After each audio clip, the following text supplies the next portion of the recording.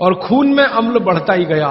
रोज आपने 1 चम्मच चीनी खाई, 2 चम्मच चीनी खाई, 3 चम्मच चीनी खाई, हर दिन उसमें से अम्ल निकल रहा है और पेट का अम्ल भी उसमें जुड़ रहा है, फिर निकल रहा है, फिर जुड़ रहा है, फिर निकल रहा है, फिर 10 साल का हिसाब निकालो, 20 साल का निकालो, 30 साल का निकालो, आपका दिमाग घूम जाए। रोज का अगर 2 चम्मच चीनी का हिसाब जोड़ो, वैसे तो जो 2 चम्मच से ज्यादा ही रहती है एक आदमी की जिंदगी में चीनी। दूध में भी चीनी लेते हैं, चाय में भी चीनी लेते हैं, 2 चम्मच रोज की। 2 चम्मच माने हो गई लगभग 10 ग्राम के आसपास। तो 10 ग्राम चीनी रोज की 1 साल में कितनी, 10 साल में कितनी, 30 साल में कितनी, 40 साल में कितनी, हिसाब निकालोगे ना तो मरते समय तक 1 बोरा चीनी तो कोई भी खा लेता है, 100 किलो तक।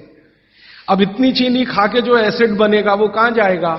बेचारा आपका किडनी जितना निकाल सकता है वो निकालने की कोशिश करेगा, लेकिन सब नहीं निकाल पाया, तो ये रक्त में ही रहेगा। और यही एसिड है जो वात के रोग आपको पैदा करेगा।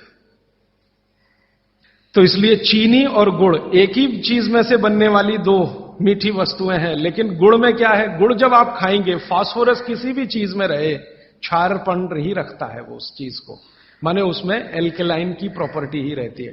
तो गुड़ कितना भी खाएंगे क्षार ही बनेगा, और वो क्षार पेट के अम्ल को बैलेंस करता रहेगा, तो पेट की अम्लता बढ़ने नहीं पाएगी, तो जिंदगी आपकी सुखद और निरोगी होती जाएगी। अब इसको और एक तरीके से समझाता हूं। गुड़ और चीनी पे जब हमने एक्सपेरिमेंट किए तो पता चला चीनी को पचाने के लिए पूरे शरीर को वैसी ही ताकत लगानी पड़ती है जैसी ठंडे पानी को पचाने के लिए लगती है। पूरा शरीर झुक जाता है तब चीनी जाके पचती है, और सबसे देर में पचती है। आपने जो दाल खाई है वो पच जाएगी, गेहूं पच जाएगा, चना पच जाएगा, मटर पच जाएगी, चीनी सबसे अंत में जाके पचेगी, और उसको पचाना पड़ता है। लेकिन गुड़ दुनिया में ऐसी अद्भुत चीज है जो बनाई हिंदुस्तानियों ने कि गुड़ सबको पचा देता है। गुड़ तो सब चीज को पचा देता है, चीनी को पचाना पड़ता है। मेरी बात समझ में आ रही है आपको? गुड़ हर चीज को पचा देगा, खुद ताकत लगा देगा। आपने गुड़ के साथ कुछ भी खाया है वो सब चीजें गुड़ पचा देगा, लेकिन चीनी को पचने के लिए पूरी ताकत लगती है। तो चीनी जब पचेगी तो दूसरी चीजों को तकलीफ कर देती है।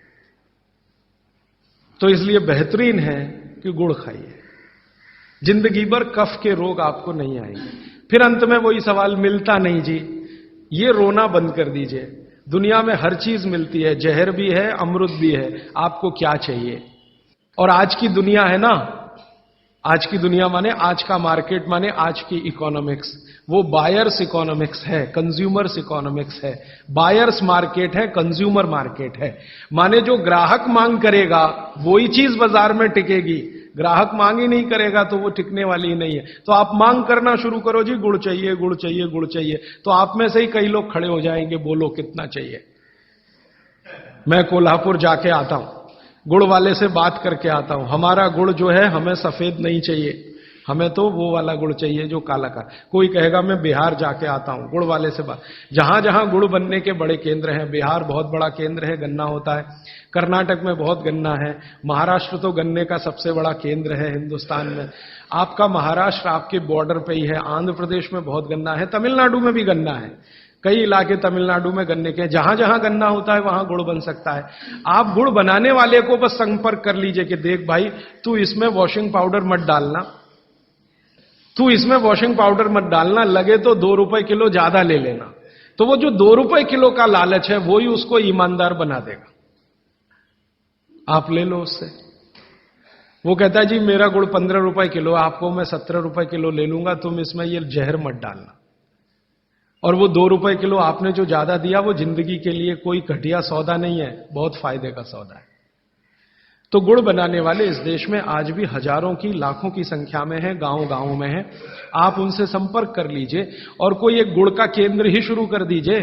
आपके आपस में सब लोगों को, जितने कम से कम 500-700 लोग यहां बैठे हैं, इतने घरों के लिए गुड़ आ सकता है, जरूरत के हिसाब से आपको उपलब्ध हो सकता है। तो ये मत कहिए कि मिलता नहीं, हर चीज इस देश में मिलती है, छोटे छोटे गांवों में भी उपलब्ध है। कुछ लोग गुड़ खाइए, कुछ लोग काकवी खाइए, माने जिसको राब कहते हैं। जितना जाड़े का समय है ना, नवंबर, दिसंबर, जनवरी, फरवरी तक राब भरपूर खा सकते हैं। दही में राब खाइए, दूध में राब खाइए, हलवा राब का बनाइए, गुड़ का हलवा बनाइए, गुड़ दही में खाइए, गुड़ दूध में खाइए। अब गुड़ को दूध और दही में खाने का नियम है, वो बागभट्ट जी कहते हैं। वो कहते हैं जी दही में मिला के गुड़ खाया जाए, दही में मिला के गुड़ खाइए, दूध में गुड़ कभी मत मिलाइए, दूध में गुड़ कभी मत मिलाइए, दही में मिला के खाइए। तो दूध में कैसे खाएंगे जी? दूध में ऐसे खाएंगे कि पहले गुड़ खा लीजिए, पीछे से दूध पी लीजिए, या दूध पी लिया, पीछे से थोड़ा गुड़ खा लीजिए। दूध में गुड़ मिला नहीं सकते, और दही में कभी भी बिना मिलाए मत खाइए। आप में से कोई बिहार वाले हैं ना, तो वहां पर एक बहुत बढ़िया व्यंजन मिलता है, उसका नाम है दही चूड़ा। दही चूड़ा ही कहते हैं, चूड़ा। ये मिथिला में मैंने खाया, और ऐसा अद्भुत है जो दुनिया में शायद कहीं ना हो। मिथिला में, मिथिला माने एक एरिया है बिहार का, करीब 8-10 जिले उसमें आते हैं। उन जिलों में जब भी आप जाएं तो मेहमान को वही परोस के लाते हैं। तो मैं भी मेहमान जैसा ही रहता हूं, तो मुझे हर घर में दही चूड़ा मिलता है। तो वो दही डाल के लाते हैं, ऊपर से गुड़ डाल के लाते हैं, दही के ऊपर गुड़ रहेगा। तो मैंने कई बार कहा कि अलग प्लेट में गुड़ ले आओ, तो वो कहते नहीं, आपको फिर खाना नहीं आता दही चूड़ा। तो पहले मुझे सच में नहीं मालूम था। अब जब ये मुझे पता चला बागभट्ट चिकित्सा का, तब मेरी अकल में आया कि वो सब बागभट्ट के चेले हैं, दही में गुड़ मिला के पहले से ही चिवड़ा पे रख के लाते। तो दही में गुड़ मिला के ही खाइए। अगर आप दही खा रहे हैं तो गुड़ मिला के ही खाइए, तो दही के कई दोष जो आपके लिए अनुकूल नहीं है वो भी खत्म हो जाते हैं। और दूध में गुड़ कभी भी मत मिलाइए। एक जगह तो वो ये कहते हैं कि दूध खाली पी लीजिए, गुड़ आगे पीछे खा लीजिए, वो ज्यादा बेहतर है। तो गुड़ खाइए, मेरा कहने का मतलब ये है। अब गुड़ के कितने प्रिपरेशन है हमारे घर में? गुड़ का, तिल का प्रिपरेशन एक है, तिल पट्टी कहते हैं, गजक। तो भरपूर गजक खाइए। क्यों खाइए जी?